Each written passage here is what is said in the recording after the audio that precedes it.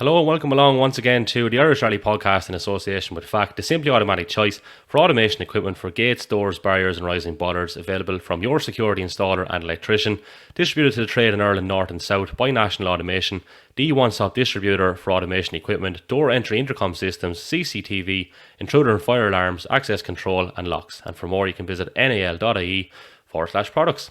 Okay, well, how good was it to have action in Ireland once again? Last weekend, of course, bringing a welcome sight with cars back in competitive action. It was, of course, the McGrady Insurance Stages Rally at Bishop's Court on Saturday, which marked the first round of the McGrady Insurance Motorsport UK Northern Ireland Rally Championship. And joining us to talk about the event is the clerk of the course, Brian Crawford, who is also the chairman of the Ballynahinch and District Motor Club, and the winner of the event, Jonny Greer. So, gentlemen, you're both very welcome here on the Irish Rally podcast. How's things? Thank you. That's so bad, Kevin. Thanks for having us on. Jonny, I'll start with you. Congratulations, first of all. You won the event and must have been delighted. Yeah, it was a great event for us. Now, we didn't really know where we're going to be after such a long layoff.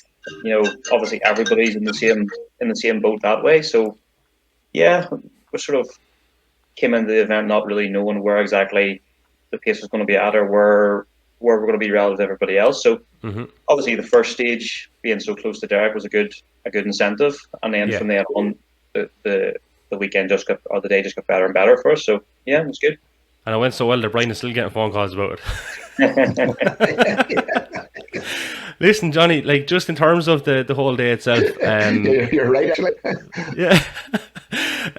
Like it started off with, I think Derek was fastest through stage one, but then every other stage you won, so like that's pretty good going. Yeah, it was sort of one of those. We had sort of chosen more of a harder sort of tire for the first stage, and we knew there would be an issue with the warm up, and we sort of struggled a bit on the first lap to get the heat into the car. But after that, it was good. So going into stage two, we knew that at least we'd done the bulk of the hard work on stage one to get everything up to temperature and get the tires sort of working. So sort of knew if I had a good clean run through stage two would be okay. But sort of thought improve a bit here and there, maybe find a second, maybe 2 seconds over our first couple of runs. But yeah, the gap at the end of stage two really surprised me. So after that it was sort of how do you continue on to do that, and we just sort of decided just to do our own thing and just try and keep everything the same, and that's what happened, and it worked very well the whole day then. Yeah, because I think your time was 11 seconds quicker than Derek's first stage winning time, if that makes sense, obviously. So that was quite a gain, like. Yeah, it didn't feel 12 seconds faster in the car. It was just a case of probably limiting the mistakes. And I think obviously in the first lap, with there only being really an hour between two stages, there was still heat in the car, and there was still heat in the tires and the rims and stuff, and that meant that the first lap was a lot cleaner. But it was a surprise because we sort of came to the end of the stage, obviously with the COVID protocols and the timing being kind of done remotely. They had a finish time displayed on the board when you arrived up at the finish control, and was sort of rolled in behind Derek, and I was able to sort of glance and see Derek's finishing time. And mathematics wouldn't be my strong point, and I was trying to work out his finishing time versus our finishing time. And I was relaying that all to Kirsty, and she had sort of worked out the gap, and she sort of said to me the gap would be around 6 seconds, and I thought, no, I got that wrong. That's not right. So, but after that, it was good. Yeah. So, like, just from the few clips that I saw early on, those couple of hairpins, kind of, you looked nice and neat through them in comparison to the other guys. Do you feel that's maybe where you possibly made some gains? Well, that was kind of the aim at the time, was to try and be sort of as neat as possible, because we know in those sort of racetracks it's usually the being on the line, hitting the apexes and all is very important. So it was kind of like trying to reel yourself back a bit from getting too excited and sort of coming in all guns blazing. So I don't know whether it made a big difference or not, because obviously we weren't carrying the same speed into the corners as we probably would have been otherwise. But I think on the whole it worked out better, and sort of the car behaved very well. It felt very nice at those sort of speeds to control everything, to not let back of the car get out too far, and things like that seemed to work. So that was the plan, was to try and just stay neat and avoid mistakes, and that's what we've done. Yeah, and of course, you have been competing with other manufacturers or whatever, but being back in the C3 or whatever, the Rally 2 edition, how did that feel? What's it like in comparison to the previous machinery? Yeah, well, every car is going to be slightly different. From the DS3, it's similar. The sort of the design philosophies are all kind of similar.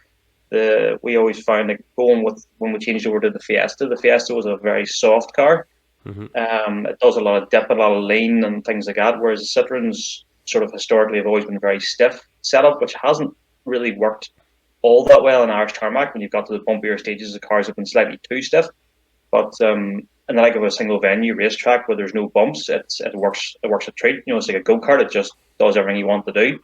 So that's the biggest difference we find. When you go to the sort of the Citroen brand. There's cars are a lot stiffer. It's just it takes a while to get your head around how that's going to work. But on the like of a venue like British Court, it's perfect. Yeah. So will you be knocking around with this now for a while, or what's the plan? Yeah, well, the plan is there is no plan really. But yeah, we're very happy with the car. We'd obviously had our eyes on the C3 for a long time from when we were in the DS3, and then the car was getting delayed and things just moved on and didn't really work at that time to get a car. I mean, we tested a very early edition of the car in 2018. We're invited over to France to test a car out there on a gravel stage, and we were very excited about the car then. And then it's just one thing led to another, and then it didn't really work for the 2019 season. And then obviously we got the sort of package together for 2020, and then that obviously stopped after British Court last year when we done zero car. That was our first, sort of first run the car really. So yeah, it's a very good package. I think they've took everything they learned from the DS3 and developed it, and obviously took a bit of inspiration from other R5 cars that came out in between, and it's put together a very good package. Absolutely. So obviously we'll revert back to you, Johnny. We have a few more things to get through, but Brian, first of all, like 15, 16 months I think since an event ran on the island of Ireland, so congratulations first of all on pulling that off. It's a hell of an achievement, and it was such a welcome sight on Saturday to see a bit of action back on the island of Ireland. So I mean, how did you find it? What was the lead in like organisation wise? How long was this kind of in the pipeline? And talk us through all that. Well, we're actually very, very lucky the way it worked out. Whenever Bishop Court was cancelled in March, I got in touch with Roy Bickerstaff, who's the manager of Bishop's Court, and I said, Roy, we need a date later on the year. Oh, he says, you and everybody else, because everybody was wanting to move back to the end of the year. So we reminded them that we got down there for 25 years and we'd always been good to him, and we'd always pet him and give him no hassle, no bother, remind him all those things, and embarrassed him into firing a date at us. We didn't pick the date. He threw this date at us, the 19th of June, and at that point in time, I didn't think I was going to be getting a date. So I just said, right, we'll take it. From there on, it was pure luck, Kim. There was nothing we could do. We did lobby the government to try and Bishop Court was actually given the go ahead as a test case, if you like, for the Northern Ireland Assembly. But we lobbied them hard just through letters and phone calls, and they had us with protocol documents. They had us with just about everything that we weren't used to, if you like. And but we have a great team down there at Ballinhinch, and I just like to commend them. They just stuck at it. But the relaxation of all the COVID restrictions slowly but surely were disappearing, and as the time went on, I said, Jesus, this just might work. Mm-hmm. And we just kept pegging on. As it got closer to the 19th of June, we started to up the ante with the pressure, on government, and eventually, and I must commend a couple of guys there. There's a couple of guys in the club, and I know it's very dangerous to mention people, but in this case, there's a fella, Davy Meek, who was the entry secretary and the secretary of the meeting, Gavin Campbell, who was our COVID officer, and guys just stuck at it, and that's the greatest thing that being clerk of the course. If you get a good team around you, your team does the work, and you get all the credit. It's quite nice that actually, Yeah. But those guys are good. So we just kept sticking at it, and then eventually come down to the event that we were going to run, and we could have had 500 spectators. The government did allow us 500 spectators, but what they did tell us that we were responsible for those 500 spectators. Now, anybody that's run a rally knows that it's hard enough to run a rally without somebody lumbering extra responsibility of 500 spectators on the top of you as well. So we made the very early decision not to go with spectators. Unfortunately, this year we had to put the entry fee up a wee bit because we normally get the gate coming in at Bishop's Court, and that helps us to the higher the circuit. But with no spectators, then we didn't have that. We didn't have that luxury. So, and then we had to hire security and stuff to keep, whenever we were actually running the rally during the day, we couldn't. And the other downside was if they'd let spectators in, we then needed more marshals, and then that was up in our 500 competitors and officials that we were allowed. So we made that early decision, and I think it was the right decision not to have spectators, just to get the thing going again. It probably maybe it wasn't that popular with some of the enthusiasts, if you like. They'd love to have been there seeing it and all the rest of it, but it was something we just had to do for the competitors to get them going again.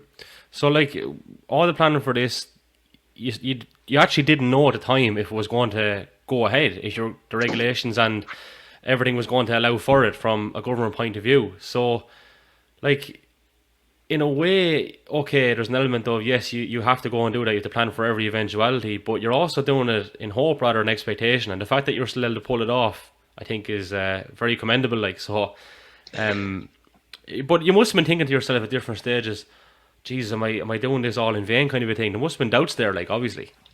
Oh, yeah, there was doubts right up to the day before.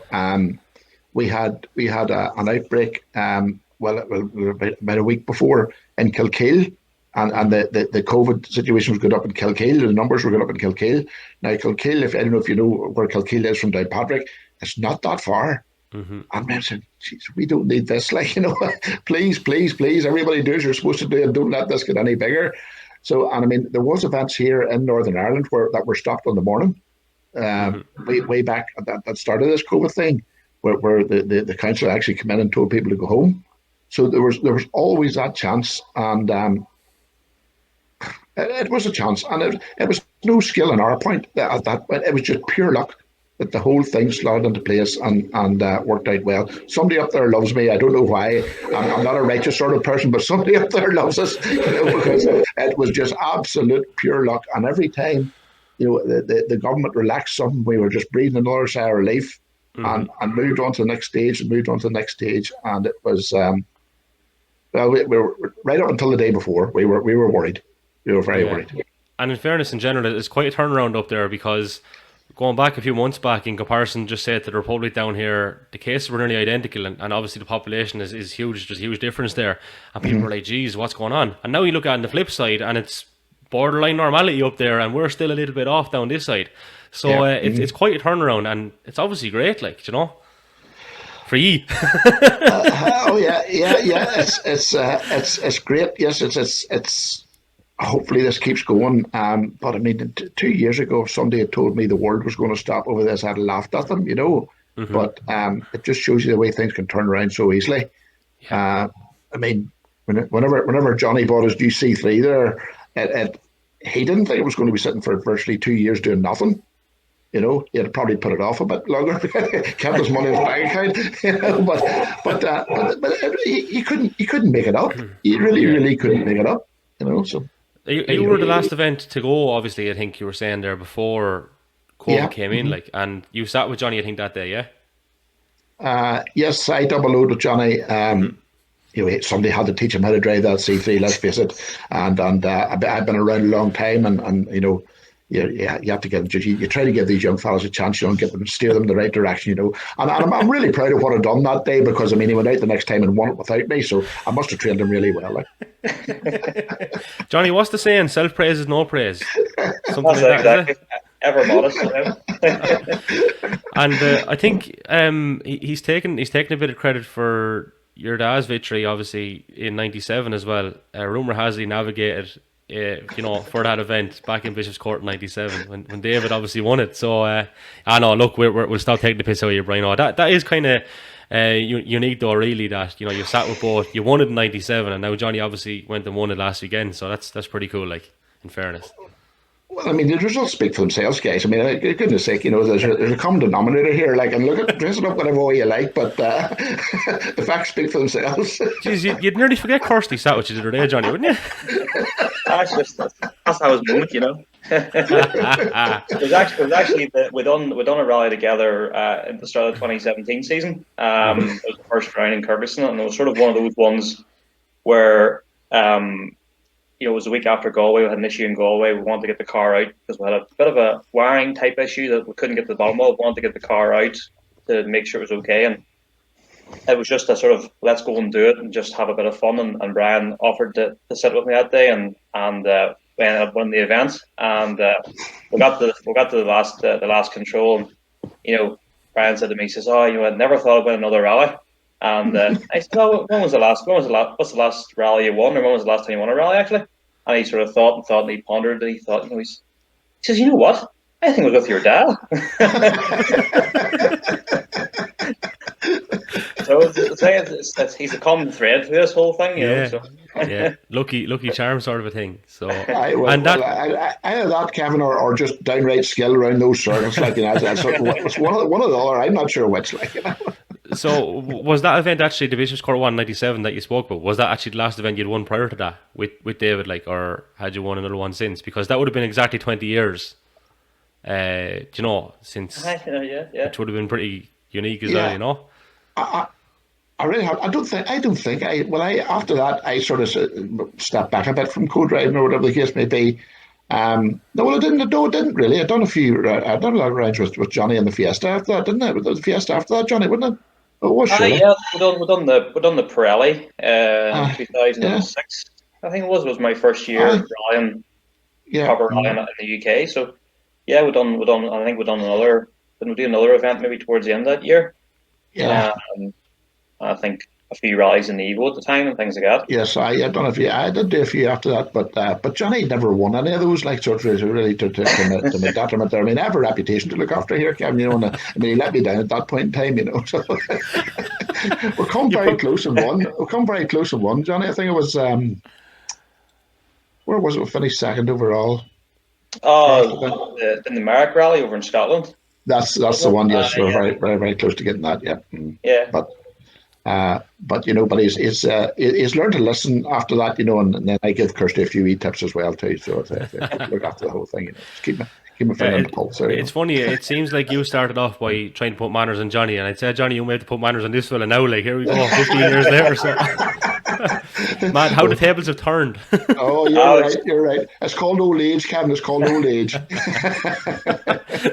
So look, just going back to things in the other day, of course, and you mentioned a few guys already, Brian, and you said clerk of the course is an easy job, but you're also chairman of the motor club that ran it, so you had plenty of things to be worrying about. So I think you should give yourself a little bit of credit, as much as Jonny would probably disagree at the moment. But so, like, just one of the other things that kind of struck me, and I actually have the diagrams to hand here, which it's great. You actually shared them, I think, on your website, I think, Brian, on the motor club website. Yeah. So. Mm-hmm. I've that brought up on screen obviously now at the moment, so I'm just going to fly across to the tab and start scrolling down through it, right? So I have a Focus out part outside the door there now, and I nearly have to crash it just looking at this diagram, to be honest with you. And that's why I'm here asking questions and not doing rallying, of course. But like it being straight off the bat, it looked a little bit complicated to begin with, but I suppose once you get out, I take it you're on the bicycle, Jonny, are you? Going around. Yeah, we got a run round in the morning on the bicycle to sort of have a look around the track and things and the way it's set up. But yeah, I mean the good thing about the club is there's a lot of sort of active competitors in the club. Mm-hmm. Everyone gets their little bit of input into how they want the track set up. So it means it's quite good from our side, because it means there's a few guys there who have competed and are still competing that can, when we set something like this up, we can look at it and sort of give the idea of, okay, this doesn't work because it's too hard to read when you're coming out at speed, and this doesn't work. It's too, So it means you end up with a track layout that, even though it looks complicated in the map, when you're actually in the car, it looks really quite straightforward. which I think is a great credit to the club, that they're taking on board those sort of opinions to make the whole thing work better for everybody. And that's the great thing about it, is it's kind of, I say it looks complicated, but when you're in the car, it's very well laid out, and everything's very well spaced apart, and it's quite good that way, you know. Oh look, and I see it as well, lads. You know, just to be fair, I wasn't criticising you here, Brian, but like I've marshalled, and sometimes you get a plan for the junction to set it up.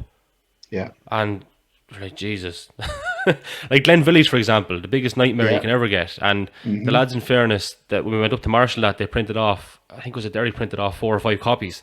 So we all had a plan, each going around trying to set it up, like whatever. But it is actually a lot more simple in reality once you start getting a few bits together and stuff.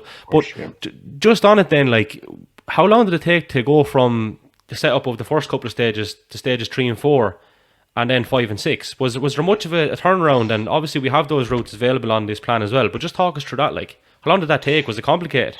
Well, we have 2 rescue units, as you maybe know. We run two rescue units out of the motor club there as well, and the rescue unit boys they're given the job every year. It's their chore every year, if you like, to drive around the circuit and do the changeovers. Now there's be 4 or 5 boys in that rescue unit. Now, the sort of relationship we have in Ballynahinch Motor Club is that if the boys in the rescue unit say to me, right, we're going to do the changeover, I don't even need to check that changeover. It's done. It's just done. Yeah. Now we can waste time by me driving around as part of the course and to check that changeover, but I don't need to. You know, if they come on the radio and say to me, "Ryan, the changeover's done," it's done. It's as plain and simple as that. Now we obviously have an MSA steward, but on Saturday I never even drove around after the changeovers were done. The MSA steward obviously had to take a wee drive around to make sure that the changes were to the standard that's required. But I was absolutely confident that the changeovers would be done. So I just said to the MSA steward, yes, go ahead, just you go ahead on in there. But it's nice to have a team like that around you that you can just trust them. Basically, that's the bottom line. Our deputy clerk of the course, he was taking maybe a wee scoot round, and the downside of these circuit type events is that somebody touches a tyre and the tyre can roll into the middle of the circuit, whatever the case may be. The next car comes around, there's tyre line in the middle of the road. That's a problem. So he would just have scooted around and made sure all the tyres are in the right place. But the actual changeovers are done in 5 minutes. It's really that simple. You know, it's set up. They're already set up, and it's just a matter of putting a few tyres over the case may be just to change the direction of the road, and it's just easy. They just make it easy. Would you have liaised with the guys over in Oldham Park at all after the Neil Howard stages just to try and get some ideas or anything like that, or was there any need to? Obviously it ran anyway regardless, but just curious to see, like, you know, was there a discussion or whatever? Did you get any kind of feedback from how they did it and try to relay it onto your own? I'm trying to be very careful what I say here, but I think maybe Oldham Park needed to come and talk to us boys to find out how to lay a circuit. From the reports I'm hearing, we've been doing this for 25 years, and well, I spoke to a few competitors at Donegal Park and Bishop's Court, and well, without sounding overconfident or pompous or arrogant, but I think maybe they're the ones that need to be making the phone call. Yeah, look, I'll be straight out. I did hear from a couple of people that some of those changeovers were a little bit dangerous in Oldham Park. That's just feedback from competitors. So I'm not going to tarnish anyone by saying that, because it was one little comment that was made. But you had no such issues, obviously. Like, there was no real danger at any point in particular with anything like that. With the nature of those events, it's impossible that cars aren't catching each other, cars are getting even close, because you've sort of 3 segments of competitors. You've your quick boys to front, your middle boys, and then your slower boys, and they're all doing the same circuit. So there's probably more than 30 seconds of a difference between the guy who's going to be winning the event and the guy at the tail end of the field. Now, sometimes whenever it works that the guys at the front are catching, other times in other stages, depending on the length of the stage, depending how fast the boys are going, the boys at the end of the stage are catching. But it's impossible absolutely impossible to make it perfect for everybody. It can't. It just simply can't be done, because there's 30 seconds between cars, and there's more than 30 seconds of difference between the fastest guys and the slowest guys. So somewhere in along, there's going to be cars coming close. Yeah, just the reality of it. But guys say to me there, we get sometimes we get our seeding not just perfectly wrong, and guys are ringing up and would say to me, my seeding's wrong, I think you should be further up. And I'd say, well, look, if you think you should be further up, they're actually quite all right we are, because if you catch a slow car in the like of those Bishop's Court or Oldham Park or any of those circuit events, it's easy to get past. But if you catch a car that is roughly the same speed as you, rally drivers don't look in the mirrors. They don't look in the mirrors. It's the nature of the game. You don't look behind you. You look behind you, you crash. So rally drivers don't look in the mirrors, and whenever one rally driver catches another rally driver, the guy behind knows that, but he isn't looking in the mirrors, and he has to be in a very advantageous position before he'll make a pass. So because the boy's just going to cut the nose off you and put both of you out of the rally.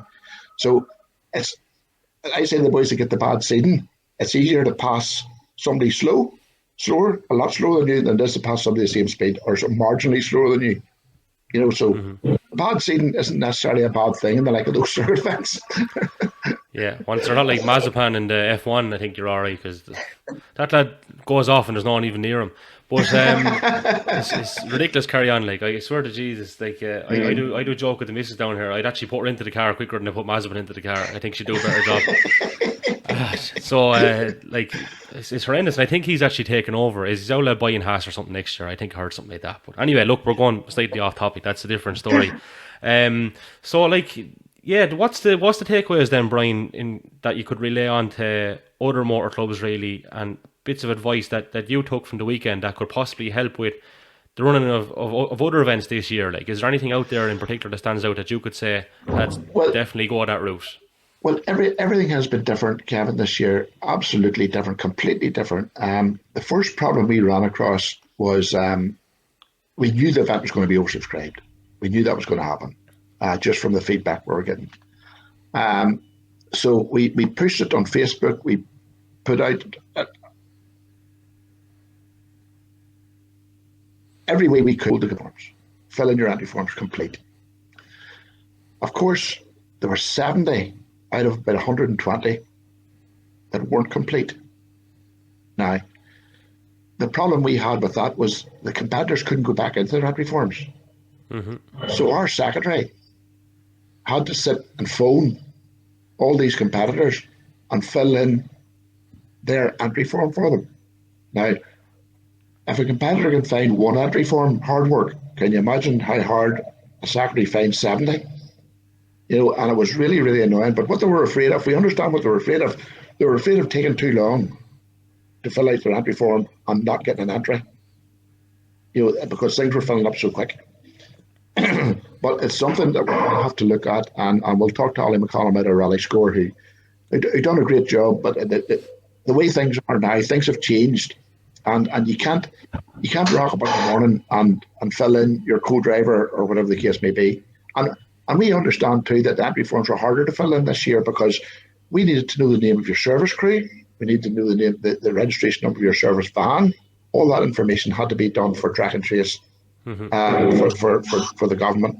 So we understand they were harder to do, but we're actually saying to Ollie, that if you could make it that you couldn't actually put your entry in until all the blocks are filled, all the wee blocks are filled up, that would be a big help.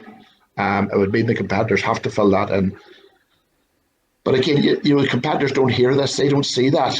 I'm talking to Davy Meek there, who's the man that was lumbered with that, and he's on the phone with me, and he's virtually busted, 70 entry forms, and having to phone these guys, and they don't know who's co-driving for them. They don't know what their co-driver's license number is, and we have to have all that information before we can let them start. And you can't do it on the morning. So if there's anything to learn out of it, it's the fact that we need to train competitors. They need to learn that you can't do this. And then I thought actually that if we could make it that you could let the competitor go back into the entry form. I thought that was the answer. Just phone them up and say, fill in that entry form properly. But then I know another rally in Scotland that done that, and it was just havoc. That didn't work either. For reasons we'll not go into, but that didn't work either. It just turned into complete mayhem. So the only answer is fill it in. Whatever you're filling it in, fill it in complete and put it in. That's um, as far as other organisers are concerned. I actually think that this is the way this is going to go. Our paperless timing worked a treat. Jonny was competing there. He knows how simple it was, how easy it was to work. Signing on, you sign on electronically. That all worked. It was just a different way of doing things, and it probably can be streamlined. I'm not saying we got it perfect. Certainly didn't get it perfect, but I think it's the way it's going to go. I thought, no drivers' briefings or not. In Ireland, we always have drivers' briefings. It feels like a wee bit of a get together, I suppose, maybe at the start. But I don't think John had probably verified this, but I actually don't think anybody missed it. No drivers' briefing, no standing in the queue at signing on. I say Johnny's on the competitor side this time, but all the competitors seem to think that this is good, but they do need to train themselves to fill their forms in better. You know. Try and point your tuppence worth there now, Johnny, when you're at it, just to back up what Brian has said. Like, how did you find it from your point of view, like that sort of stuff with the electronic sign on or electronic paperless times and all that? Like, yeah, I agree. I think it's been good. We've sort of seen throughout this whole thing since March last year that the whole world's had to sort of develop at a bit of a faster pace with the digital technology and things like that. And I think that's the one sort of aspect rallying was lacking a wee bit. Certainly the sign on digitally was a great job, as it took the pressure off on the day. I think there is a lot of things we can take from sort of things that have been forced upon us that we can take an advantage from going forward, just in general rallying and everywhere. I think it's it takes the pressure off the competitors. Okay, maybe not so much on an event like Versus Court where you sort of have a lot of more free time, but certainly in Tarmac Championship rallies where you have your sort of 2-day recce's and you're heading into sign on, your Friday evenings on those Tarmac Championship rounds are quite busy with a lot of paperwork. And that's if you're staying away from the HQ, if you're 10-15 miles road from the HQ, it's another sort of half an hour you're losing from your time on that Friday night. And I think there's a lot of more stuff being done from the competitor's perspective on the rallies now. I think nearly every competitor in the Tarmac Championship now is going after the recce to watch the DVD again before the next morning stages. There's a lot of it's very busy the time after your recce finishes. I think anything to help that is good, and I think it just takes the pressure off a lot better for if you have an issue with your sign-on procedure, you'll maybe know about it the day before you go, and you'll be able to sort something out. Whereas, certainly on my side, probably because I'm not that well organised, I've a few times you've landed up with a sign-on and there's been a paperwork not right, and it's difficult to try and sort it when you're away, when you're at the venue. So, yeah, I think it's worse. It needs everyone. It's going to take time for people to learn, and obviously there's people that will be more up to speed with it than others. But I think broadly going forward, it's the way to go. The digital, the sort of contactless time controls, I thought worked very well. Okay, you really need a co-driver's perspective more so, but from the outside, from what I've seen, it seemed to work very well. I think overall, gents, once people are open to suggestion on it, they take the feedback and look to make it better.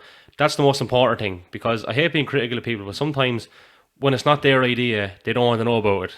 It becomes an ego thing. But I think once you're always open to that and you want to improve and you listen and you see the benefit of it, things can only get better, as the fella said, and as the song goes. Yeah. So I would just hope that that's going to be the case in events, both north and south, going forward, that we do have that kind of thing. There is a bit of forward thinking, and everyone pulls together, because Brian, by the sound of things, that's what happened up there. Everyone kind of did sing off the same hymn sheet, and the feedback's been pretty good because of it.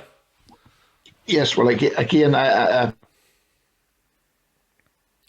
I could just take this opportunity to thank the members. Really, really are special people. Right from the people that were at 5:30 in the morning, checking everybody into that circuit. Every person, we had their name and their phone number. Now, that may not sound sitting here that it's that dramatic, but whenever you have a queue of cars sitting, trying to get through the gate, and again, the competitors, it isn't the smaller, it's really the boys that are running teams where it becomes a problem, where the service crew might be in different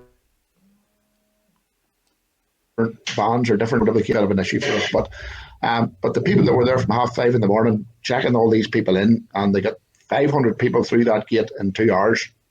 And they're standing there, volunteers, not getting paid, getting a load of flack from me and other people else. But right from there, right through to the officials on the day, right through to the results team, the chief marshal, Harry Coulter's our chief marshal, and he was inundated. Obviously, people thought if they came to marshal, they were getting into spectate or whatever. And then we had to figure out, how do we let marshals in? So Harry says, look, I have this sorted.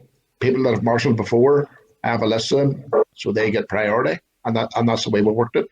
From the entry side of things, it was first come, first served, because we don't believe that somebody driving a big fancy rally car is any more important than somebody driving a Vauxhall Nova or the lower class cars. Everybody gets treated the same, and we are a motor club. Somebody said to me the other day, we're not just motor club members. We're friends, and we're getting 30 and 40 people come to a meeting, and we know the names of each other's wives, we know the names of their dogs and their kids, and that's the sort of thing we are. We're down in the Varna Tires that Stephen Whitford owns, a couple of nights before, bolting tires together, and there's club buys pizzas for everybody. We're down there, we're having a bit of crack, we're bolting tires together, loading them up and taking them down to Bishop's Court. That's the sort of things we get up to, that maybe the competitor doesn't see. But we're very, very lucky, and Ballinhinch Motor Club is just a big family. Just a big family, I suppose, all you could say. Deadly. Well, look, just a couple of things to get through, lads, before I do let you go. Jonny, just from your point of view in particular, obviously this weekend, in normal circumstances, or the weekend just gone by, you wouldn't have been in Bishop's Court, you probably would have been in Donegal, so quite unusual in that regard. Yeah, I think that sort of whole thing had kind of passed me by until I was talking to one of the competitors, and they were saying about, we're from Donegal, and they said, we should be up in Donegal this weekend. And I thought, what, that's never actually crossed my mind. I think the way everything got jumbled up, you sort of lose track of all these things, and yeah, it sort of tells you where we are at the minute. Obviously the biggest, what you would say, the biggest rally in Ireland wasn't happening, and yet we were very lucky to be able to run our event on the same weekend as a sort of a pilot, if you will, for everybody else. So yeah, it's maybe disappointing to not have Donegal running, but at the same time, it's good that we've been able to get something up and running. And as Brian's touched on, the amount of effort that the club put in to get this up and running was unbelievable. To be the first, to sort of be the targets for everybody else to look at and sort of see what worked and what didn't work was a very big pressure, and the club really rose to it. Yeah, it was fantastic from that side of it. But hopefully this is the start, and we can work from here. And before we really realise with this, we'll be back doing all the events we've done before, and it'll be just as good as always. Absolutely. And just a quick one, lads, and I don't want to drag you into anything untoward here or such, but there was a lot of devilment and carry on up in Donegal at the weekend, and my opinion, I have kind of two opinions on it. The first thing is, I don't know if it's necessarily a bad thing, because I don't know if the rally gets dragged into it anymore, because there was no rally at the weekend, so there's no real excuse for it. Second thing is, and I'll be always forward thinking and trying to make sure we can avoid this going forward, is there some sort of safe and controlled environment for these guys to go off and do their diffing and start doing whatever they want to do, and to stop putting people at danger? Can that be sussed out, do you think, or am I a bit off with thinking that? I we talked about it there at the rally, because obviously the pictures were coming in from Letterkenny and what was going on, and I don't really know whether it'll be good or bad. On the one side, we're sort of saying, well, that's quite good from the rallying perspective, because the general public can now see that it's not our guys that are doing this. It's not. Yeah. It's not the competitors. It's not the friends of the competitors that are sort of causing this grief to the community. So on the one side, yes, it's great. You go to those rallies and you have the spectators and you have the support. I think it kind of goes hand in hand a wee bit. There's maybe a section of those guys who just don't associate with the rally at all. They don't follow the rally, don't know anybody in the rally. They're just there purely for their own means. Mm-hmm. And there is probably a subsection of people who do a bit of both, who like to go and they like to go to and see the modified cars, and they want to go and see the rally, and it's all part of one package. But obviously the disruption it's caused isn't good on motorsport, and hopefully people understand that the disruption happened without the rally, so it's not really the rally that's driving it, if that makes sense. Yeah. But at the same time, is that going to really get through to people, or is obviously we up here will not hear what the stories are in the like of the press and the like of their press in the Republic and stuff, so we won't know how it's been portrayed. But I would be worried that it would become, as they say, rally fans caused this, because they're all kind of grouped together as rally fans. Yeah. And I think it's obviously it's a car culture thing, and you want to keep people that are interested in cars interested in rallying. So it's kind of it's a very delicate issue of how you go about it without just alienating people that actually do follow the rally and want to be there to see the stages and maybe want to go and watch a bit of King of the Cone or whatever they're doing up there on the Saturday night. It's a very, very delicate issue, but obviously I seen it for the first time in Killarney a few years ago, where we were staying on the sort of the run up to the HQ, and all night all you could hear was guys driving up and down that street up the Start and Walls Gap, and we had been out. I think we were coming in for like a midday service at sort of 2 or 3 o'clock in the afternoon, and the cars that have been driving up all night were still outside their B&Bs. So they weren't following the rally. They were just there to sort of cause havoc. I mean, everybody wants to enjoy themselves and everyone wants to have fun in their cars and things, but there has to be a line somewhere. And I think it's got to the stage now where it's causing rallying a lot of damage with the people the general public who don't follow motorsport, and that's ultimately we need those guys on side to continue. So I hope at least something's came out of it, put it that way. But it's to see those things again is not really good on my side to see that. I don't really want to see. I like to see boys having fun and enjoying their cars and everything else, but I don't want to see what we're seeing at the weekend. Absolutely, and I think judging from what we're kind of hearing and seeing on Highland Radio, it does seem that the people in Donegal they understand that it is not really the rally community as such that is responsible for this. So at least there's that understanding. I would just worry that in other parts of the country, would they be as understanding? Like, just say we lost Galway a number of years ago for a couple of years. People are getting pissed off down in Killarney. So, like, again, and we shared a few things on the page last week. The wording of a headline and a couple of different media outlets was rally fans, literally in the headline. Yeah. So that's why I shared a piece from 4 years ago when I went to Donegal, not just because it's about me, but I was kind of not as interested in rallying as what I was years ago. And going to Donegal 4 years ago brought me back into it, genuinely. And I just wanted to portray the good that the sport can do and how enjoyable it can be, as well as having that. So it's unfortunate that it's just hard to shake that sometimes, I find, to try and get that whole thing out of the common person's head, I suppose, that it's not actually rally fans. But I do agree, Johnny, to an extent as well, that it's also wrong to paint everyone that has a modified road car with the one brush, because a lot of those guys do have an interest in going to it as well. So again, Brian, I don't know, do you have any suggestion on how we can maybe improve that going forward? Is there anything out there that we can strike a balance with to make sure that people in communities are safe, they're not tormented, these guys get to have the crack? We're never going to outlaw it altogether, let's be honest about it, because, I mean, that's just the way it is. But just say from a different sport point of view, like if someone's getting into trouble in their day-to-day life, they go to a boxing gym and they're in a safe and controlled environment and they get a bit of discipline from it. Have we got enough of that then?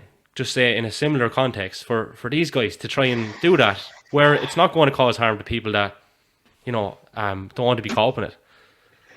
Well, the obvious answer is to get them into the sport. That's the obvious answer. And the I suppose the first thing comes to their mind is that it's too expensive. But having said that, I've seen some of these cars and for the price they're spending on these cars to drive around a cone and basically make a nuisance of themselves would have them a nice wee cheap rally car. They could actually have a wee cheap rally car. But the powers that be, not affecting us so much up the north here at the minute, in my personal opinion, are not really helping things to get those young fellas into the sport because, well, I think it's fairly common knowledge about what AMI is doing at the minute down there, but I'm not even part of AMI, so it's maybe wrong for me to have an opinion on what they're doing. But to my mind, if I was one of those guys and I seen what AMI is doing and what they're doing to entry fees and stuff and all the rest of it, I would be saying here, I'm not getting involved in that. It's just too expensive. They need to go the opposite way, in my opinion, and bring these guys in from the cold, if you like. Other than trying to do that, I'm not sure exactly what to do with them. I really, there is no. You say, please do your job and all the rest of it, but like these wee lads, they're not bad guys. They're not bad. They're not bad boys. They're just it's their interest and I suppose you get all pumped up with the rally coming down or whatever the case may be, but then it's now become a way of life where they're as we can see, there's no Donegal rally, but they're going there anyway. It's become social media, obviously, a major problem, and that's how they organised it, I'm sure. What is the answer?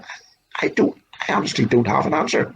Yeah. I honestly don't have an answer, but I do know that say in my opinion, I need to be careful what I say here, but in my opinion, the road that AMI is going at the minute is to me is not the right way. You need to bring these guys in, and if you keep putting entry fees up for everybody, it's just driving them away. So just on that, Brian, just one little point. I think if there was, and again, this is my opinion, if there was just say a yard and a cone, then I don't think there would be much of a problem. But the problem is when it's outside the courthouse in the middle of Letterkenny, it's happening. Do you know what I mean? It's just they just seem to think that we can do this and you can do nothing about it, and to an extent, they're probably right. I mean, what do you do? See, these aren't bad kids. They're not bad guys. They're if you get those guys out of the car and they're starting, they call themselves motor enthusiasts, and that's what they are. They are motor enthusiasts, but they just don't see the damage they're doing to rallying. But they still think they're enthusiasts, and say to an extent they are enthusiasts. They love their cars. Some of those cars those wee boys are driving are a credit to them. Some of them but a fee too now to be fair. But to know what the answer is, I mean, there's no quick fix to this. I really don't know. It's become a mindset, and how do you change a mindset? It's so hard.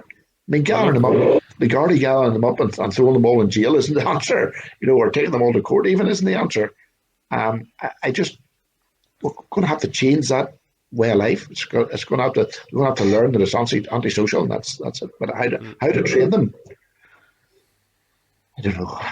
I don't know. Well, look, hopefully a more positive turn will occur in the not too distant future anyway. But look, again, just before we wrap up, so Johnny, what's the plan then? Just with the rest of the events this year, we have the Dog League stages on the 7th of August, the Loch stages on the 24th, the 21st of August, the 16th of October then Tour de Sperns, and the 6th of November the Tyrone stages. You're probably going to go gung-ho for this whole thing now after winning the weekend, yeah? Yeah, it's it definitely makes the decision a bit easier for you. But our plan was to just pick and choose events this year because realistically, nobody really knows where we're going. Hopefully, this is the start of it now, where we can start to rebuild back to the sort of rally we know before. But again, you just don't know. We could be back. We could be back in some form of lockdown the next couple of weeks. Nobody really knows what's ahead. So the plan from my side was sort of to keep everything sort of rally by rally, not get dragged into too many commitments. from a solely personal point of view, I wasn't really that worried about doing too much travelling far away from home. So that's why I sort of looked at Bishop's Court and looked at some Northern Ireland Championship rounds to try and keep sort of things local to me, just until things were sort of settled down a bit better. So yeah, obviously Shackleton's the next round we should be looking at. And then I think the best thing to do is just take it rally by rally. Obviously, the Northern Ireland Championships got quite a good setup this year because they took the two single venues at the start of the event, the start of the championship, to get everything up and running. I think there's going to be a wee bit of walking before you can run with this, before we get back to sort of closed road rallying and stuff. So yeah, that's the plan, is to try and take it one event at a time. Hopefully the results from each event will mean we can do more and more. But yeah, it's kind of the same approach we had when we done the Northern Ireland Championship in 2017. There was no real plan put in place to do the championship, and ended up we've done most of the rounds just because that's the way the momentum took us. I think that's going to be the same thing this year. Hopefully we can keep the momentum up and get most of them done anyway. Good stuff. Well, listen, just hang with us for 1 second. Just to give a mention, of course, to our sponsors. The Irish Rally Podcast is in association with FACT, the simply automatic choice for automation equipment for gates, doors, barriers and rising bollards, available from your security installer and electrician, distributed to the trade in Ireland North and South by National Automation. The one-stop distributor for automation equipment, door entry intercom systems, CCTV, intruder and fire alarms, access control and locks. And for more, visit nal.ie/products. Brian Crawford, Jonny Greer, it's a pleasure to have you on the Irish Rally Podcast. Thanks so much for your time, and we look forward to talking to you again soon. All right, well done again. Yeah, no problem. Thanks for having us, Kevin. Okay, so time to go down through the class winners and the top 20 from the McGrady Insurance Stages Rally at Bishop's Court on Saturday. And just a quick apology as well to McGrady Insurance. I called them McGrady Insurance at the start of the episode, but I hope all is forgiven there. So Class 1 honours, that went to Drew Wiley, of course, the Evergreen. Drew Wiley taking the historics there. Class 2 honours went to Ronnie McConnell. Class 3, Stephen Whitford with Derek Crossan. Class 4, Jody McManus and Tony McGovern. Moving on into Class 5, you have Sam Adams, who took honours there. Class 6, having a quick look there, it's Jason Black with Carl Egan on board. They had about 23 seconds of an advantage there over Garrett Irwin and Justin McCauley. In Class 7, Barry Morris took that one with Dylan Doonan on board. Moving on then to Class 8, Fraser Mulholland with Johnny Morrow taking that one. Class 9 went to Dom McNeil and Tommy Spears. Class 10 honours went to Jonny Greer, of course, with Kirsty Riddick on board. And again, thanks to Johnny for joining us there earlier. And Class 11 honours going to Stephen Wright and Liam Moynihan. Taking a look then at the top 20 overall. Let's move back here. And 28 went to John Devlin and John McCarthy in the escort. 19th went to Thomas Simon Michael with Ivor Lamont on board. You had Michael McGarity with Damien Garvey in 18th. John Bradley and Crawford Henderson in 17th. Marty Toner joined by Kyle Diffin in 16th, Garrett Irwin and Justin McCauley in 15th. 14th went to Chris McGurk and Liam McIntyre. In 13th, you had the aforementioned Jason Black with Carl Egan. Damien Toner and Denver Rafferty in the Mark II were 12th. In 11th, you had Ian Miller and Ronan O'Neill in the Fiesta R5. 10th overall, then moved into the top 10. 10th went to Kieran Graffin with Amy Graffin on board. 9th went to Barry Morris and Dylan Doonan. In 8th, you had Niall Henry and Damien Duffin. 7th, Padraig Horson, what a legend, joined by Damien Connolly in the Fiesta WRC. 6th, you had Stuart Biggerstaff with Chris Nelson in the Fiesta. 5th, Aaron McLaughlin and Darren Kern. 4th, Philip Allen with Ian Dixon. 3rd place went to Stephen Wright with Lee Moynihan from Mill Street on board. 2nd, the legendary Derek McGarity with Paddy Robinson in that 2-litre fabulous Ford Focus WRC. Outstanding and iconic livery on that as well. And obviously, the winner, who we know well at this stage, we just had him on the podcast, Jonny Greer with Kirsty Riddick alongside. So well done again. We want to just thank Jonny once more with Brian Crawford for coming on. And just a quick mention as well, it would be 2 years today since Manus Kelly passed away. So we just want to pass on our deepest sympathies once again. And just to let the family know that we are always thinking of Manus here on the Irish Rally Podcast. He's never too far away from our thoughts.